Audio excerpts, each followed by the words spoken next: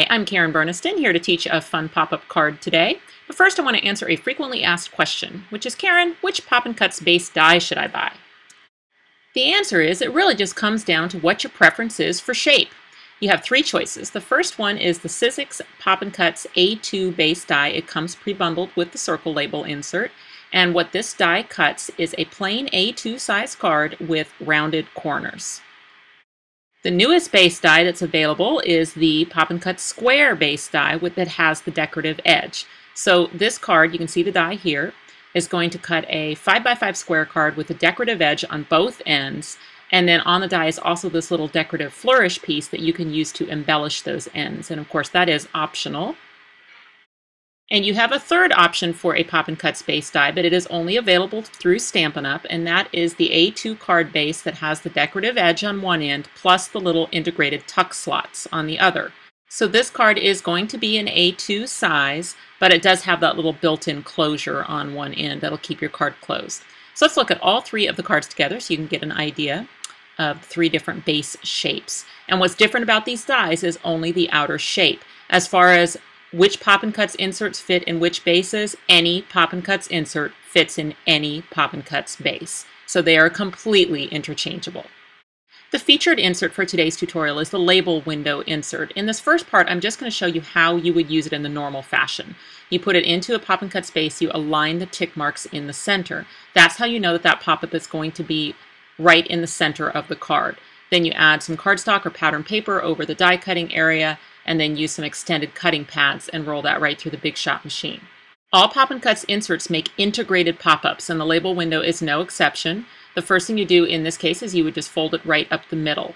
And then while it's in its folded position, this is a great time to train these little folds next to the label. So what you do is you take the big guy over the mountain and right back up again. Let's do that again. Take the big guy over the mountain, pinch, right back up again.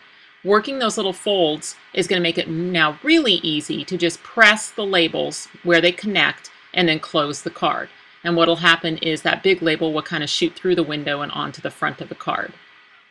Poppin' Cuts cards need a backing card, and typically you would just use a full backing card that you would cut with the die with nothing in it. But in the case of the window inserts, you've got that item that's shooting through the window to the front of the card, so you will have to trim down your backing card to make it fit. Another option is, of course, to use the accessory die. So the edge and scroll die, it's a Bigz size. We'll cut that kind of cool edge piece. And that was designed to perfectly fit the two window inserts. So there's a butterfly and a label one. We're using the label today. Slides in there behind the label. You press that down and it kind of completes that backing card. Then you flip the card over. Again, add your adhesive to the card itself at the top and the bottom. You'll be able to see where your other edge piece is to be able to line up the decorative edges and get your back piece on as well. Quick and easy backing card, extra decoration. Now another decorator die that fits with the label window insert would be the Butterflies and Labels Bigz die, and that cuts two labels that will fit this particular insert, but then it also cuts two butterflies that will fit the other window insert, so that's a great accessory die. Let's look at one of my finished decorated cards using that same combination of dies. Since I used that base, it is a 5x5 square card with a decorative edge. Karen, 5x5 is great, but can I make a 5x6 inch label window Poppin' Cuts card with a decorative edge? Funny you should ask, because that is exactly what the tutorial is on today, is how to lengthen the width of that Poppin' Cuts card so that it will actually be 6 inches wide instead of 5. Makes it a rectangular card. I am a huge fan of pattern paper, and especially with pop-up cards, because I let the pattern do a lot of the work for me. In this case, I've chosen a Bow Bunny paper, and I'm going to cut two 5.5 inch strips. Now for cutting my pop-up card, I'm going to put the label window insert into the 5x5 square base. And remember how I said align your tick marks in the center? The secret to this technique is to slide it to the other end so that your tick marks are not aligned. So what it's going to do now is it's going to move that pop-up down the card a little bit. And the ends are not going to line up, but it'll actually lengthen the front of the card. So I'll put my pattern paper over the die cutting area like usual, use my extended cutting pads, roll it through. This time when I go to fold it, I need to pay attention to where the pop-up is. So I don't want to be thinking about the ends of the card, because remember I slid that insert off center. But my first fold is always between the two labels. So I'll give it a fold right there. And now you'll see really clearly how the ends do not line up because I purposely put that off center. Folding it's the same though. I'm going to take the big label over the mountain, pinch the little folds next to the label, and right back up again. that I'm going to open the card. I'm going to take my finger and right where the two labels connect, I am going to poke those to come into the card. Big label shoots through the window and onto the front of the card. For this technique, I'm going to use the Poppin' Cuts base die again to cut a backing card. So I'll take the insert out completely, and then I want to put my paper over the die with nothing in it, and then use my extended cutting pads like normal, roll that through the Big Shot machine. Now, since the insert was removed, it's going to come out, it's just going to be a solid card, but don't fold it because we need to figure out where it needs to fold. What I can do is use the left side of the card as a guide for how wide the right side of the card needs to be. So I can just line those up. Then when I need to make two pencil lines, I can need to make a mark where the center of the card is. So that's where those little cut lines are in between the two labels, and then where the little rectangular opening ends. Then what I'll do is I'll take the trimmer and I'll actually, to that outer pencil line, that's where I actually want to cut it off. And then the inner pencil line is where I want to score it for folding. So what I've basically just constructed here is a backing card for my Poppin' Cuts card, but it's longer on the end so that it can kind of complete the card. That's how we're going to be able to make it longer. So you see how it's going to look. Now a tape runner is all I would need to go ahead and add that backing card on, but before I do so, for this particular card, I'm going to take advantage of that big giant dragonfly that's on that paper. I don't really want to cover that up. So instead what I'll do is I'll take my craft knife and I am going to just cut around the wings. And that way I can lift those and then tuck the other card behind them, and those will become part of the interior decoration of the card. If the pattern paper that you choose does not have a giant dragonfly, then of course you can skip this step. With all Poppin' Cuts inserts, you just need a tape runner to add a backing card. So for this particular card, the entire short side of the card is going to be stuck down. So I can go ahead and put tape runner everywhere. And then the trick is just, in my particular card's case, to lift up the dragonfly wings so that I can then align the center of the card and the ends and get that pressed down behind those wings.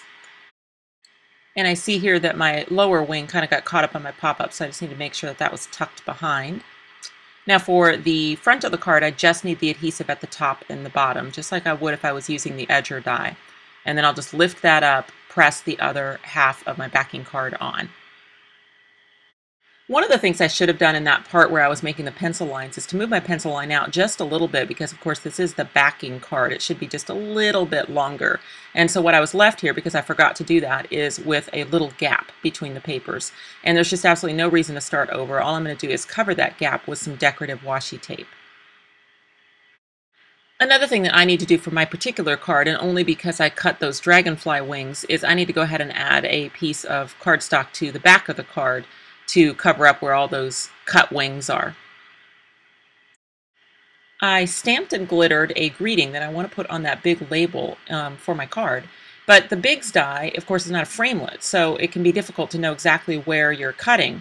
And my little trick is that I use some Post-it notes, and I stick those to the top of the die, and then I run it through with no additional paper in it through the Big Shot.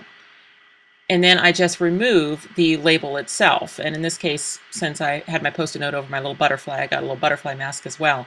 But now what I do is I just lift that Post-it note up, and then I can slide my greeting behind it and then decide exactly how I want it framed. And then I can go ahead and run it back through. And then I'll get that perfectly framed greeting on my label. And then I'll just add my little greeting label to the front of that pop-up. Splash of Color makes this great product called glitter paste, and this is going to be just perfect for me to highlight that big dragonfly since it is all integrated into my card design. I'm just going to go ahead and use a paintbrush to add it, and I'm going to spread it all over the dragonfly, both the wings and the body, but I'm also going to put it on relatively thick. I am trying to give it a little dimension, so I'm going to let it kind of glop around here and there, and then all I have to do is just set that aside to dry. It won't even take that long to dry. Now, off camera, to keep the video length down a bit, I used the Hello Sizzix set to cut a bunch of little flowers and then stacked those up and made a little dimensional flower.